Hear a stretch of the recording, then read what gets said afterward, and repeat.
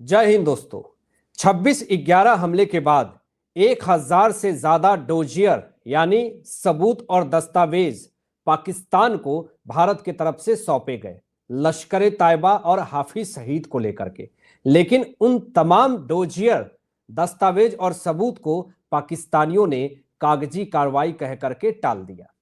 उसके बाद भारत ने पाकिस्तान को ग्लोबली टेररिस्ट घोषित कर दिया और पूरे विश्व में पाकिस्तान को एक आतंकी देश के रूप में जाना जाने लगा और उसके बहुत सारे घटनाएं भी सामने आई हैं। दोस्तों, आज इस वीडियो में आपको आगे बताऊंगा कि हाफिज सईद को कब्र तक पहुंचाने का पूरा प्लान मोदी सरकार की तरफ से रेडी हो चुका है। जो बोया है लहू से काटना पड़ रहा है हाफिज सईद को। पूरी बात जो नहीं जानते हैं वो पूरा खुलासा करेंगे इस वीडियो में। दोस्तों, आपको पता है कि नरेंद्र मोदी जी ब्रिक्स सम्मेलन में पहुंचे, जहां से जिनपिंग गायब हैं। कुछ दिनों से न मीडिया पोर्टल में कहीं भी खबरें नहीं है। जिनपिंग पूरी तरीके से गायब हो गया, चाइना पूरी तरीके से ब्रिक्स सम्मेलन से गायब हो गया।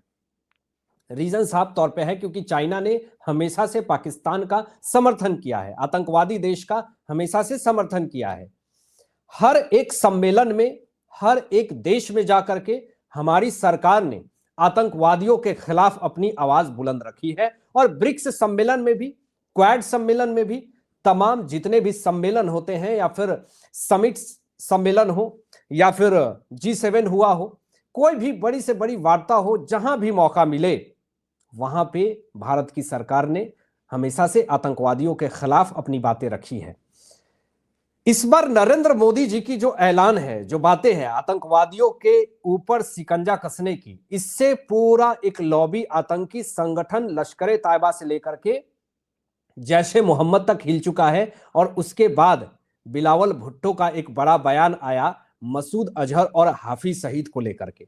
वो बयान मैं आपको आगे बताऊंगा, लेकिन मैं आपको बता दूं कि पाकिस्तानी हमेशा से आतंकवादियों को लेकर के अपनी छवि सुधारने की कोशिश करती है और अब इसमें और ज्यादा एक्टिव हो चुकी है।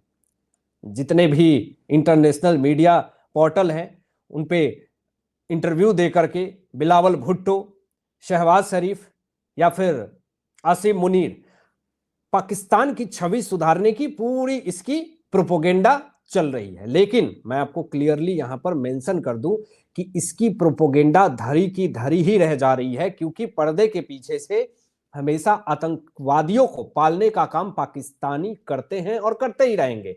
इनको कितना भी अटैक कर दो, इनके आतंकी संगठन को धूल में मिला दो, लेकिन ये फिर से खड़े हो जाते हैं, क्योंकि इनके नसों में वो आतंकवाद का कीड़ा घुसा हुआ है। इनके फितरत ही यही है कि दूसरे को कष्ट देना, तकलीफ देना, क्योंकि इनको जिहाद करना है, इनको जन्नत में जाना है, इनको 72 हूरों से मिलना है। जब इनके दिमाग में वो कीड़ा डाल दिया गया है बचपन से ही, तो अब आप इनके आतंकी संगठन को धूल कीजिए या फिर इनके आतंकी ठिकाने को तहस नहस कर दीजिए, खत्म कर दीजिए, ये फिर से बना करके खड़ा कर लेंगे।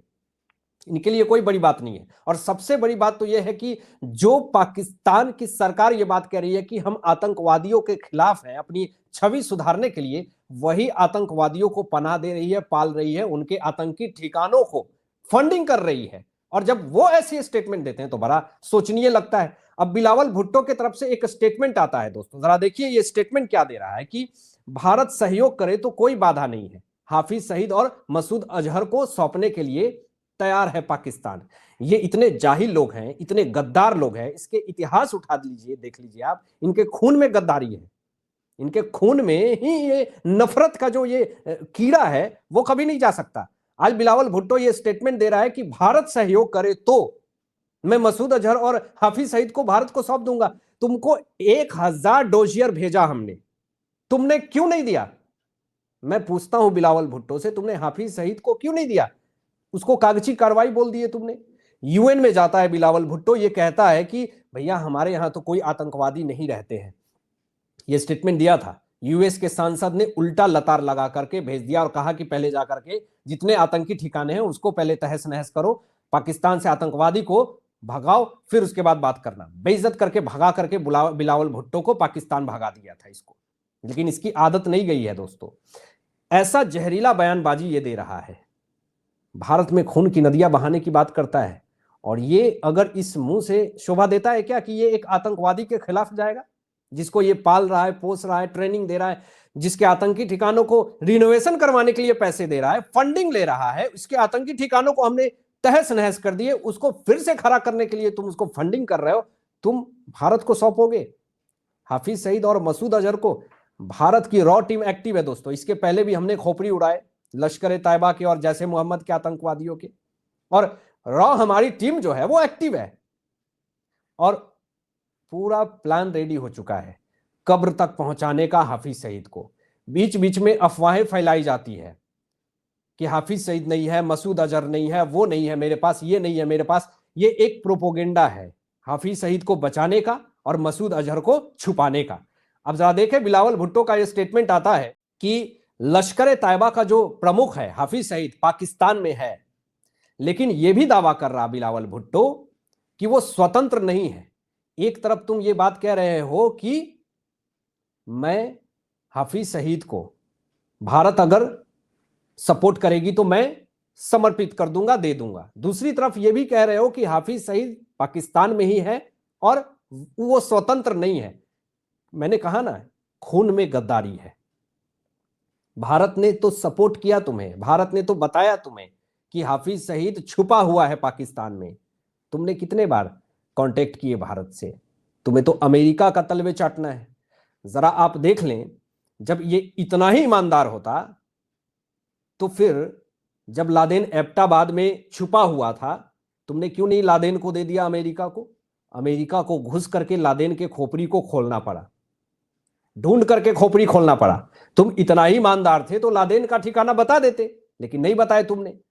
और ये किस एंगल से और किस वे से ये बात कह रहा है कि हाफिज सईद पाकिस्तान में है लेकिन वो स्वतंत्र नहीं है? मतलब कि हम आतंकवादी पाल रहे हैं लेकिन उसको अपने पास रखा है, हिरासत में रखा है और उसको छुपा करके रखा है। यानी बिलावल भुट्टो ये क्लियर कर रहा है कि हाफिज सईद ही पाकिस्तान में है, उसके आतंकी ठिकानों को मैं पाल रहा हूं, पोस रहा हूं, और अगर भारत सपोर्ट करती है तो मैं दे दूंगा।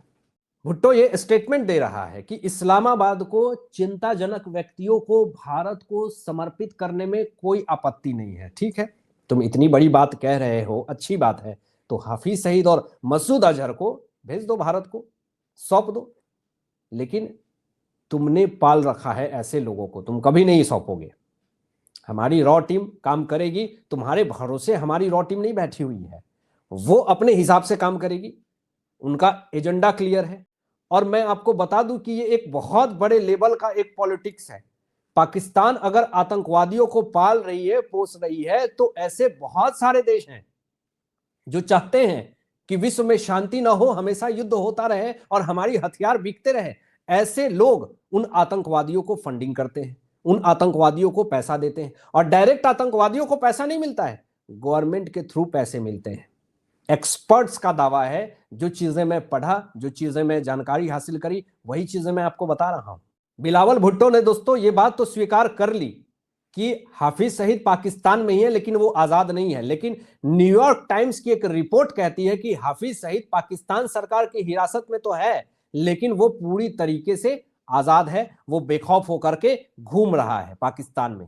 ये है पाकिस्तानियों की औकात, बोलते कुछ और है, करते कुछ और है। और भारत ने पूरा प्लान रेडी कर लिया है। मैंने आपको बताया ना, मोदी सरकार, जयशंकर साहब, अजीत डोभाल साहब, पूरा प्लान रेडी है उन आतंकवादियों के दिमाग को खोलने के लिए। यहां पे बिलावल भुट्टो ये भी कह रहा है कि 2008 का मुंबई हमले का मास्टरमाइंड, उसको पहचानना या गिरफ्तार करने में मैं असमर्थ हूं। अगर भारत सबूत दे तो मैं मसूद अजहर को, पाकिस्तान में है तो इस्लामाबाद मसूद अजहर को गिरफ्तार करने में बड़ी खुशी होगी। बहुत पहले दोस्तों दस्तावेज और सबूत पाकिस्तानियों को दे रखा है हमने, लेकिन आज तक इसने एक्शन नहीं लिया। लेकिन अब तुमसे हमें एक्शन की उम्मीद भी नहीं है। एक्शन तो अब भारत लेगी और तुम्हारे कानों कान खबर पता नहीं चलेगी, क्योंकि अब तुमने ऑफिशियली ये बात कह दिया है, अनाउंसमेंट कर दिया है कि भारत अगर सपोर्ट करे तो हम हाफिज सईद और मसूद अजहर के खोपड़ी को खोलेंगे, उसको गिरफ्तार करेंगे, भारत को सौंप देंगे। यानी इनडायरेक्ट वे में तुमने भारत को कह दिया है कि भारत चाहे तो मसूद अजहर और हाफिज सईद के ऊपर एक्शन ले सकता है, तो आगे का काम हमारा है। हालांकि आपकी क्या सोच है दोस्तों, इन तमाम विषयों पे अपनी विचार व्यक्त कीजिएगा और मिलते हैं लेटेस्ट ब्रेकिंग एनालिसिस के बाद। तब तक अपना ध्यान रखें, ख्याल रखें। सत्यमेव जयते। जय हिंद।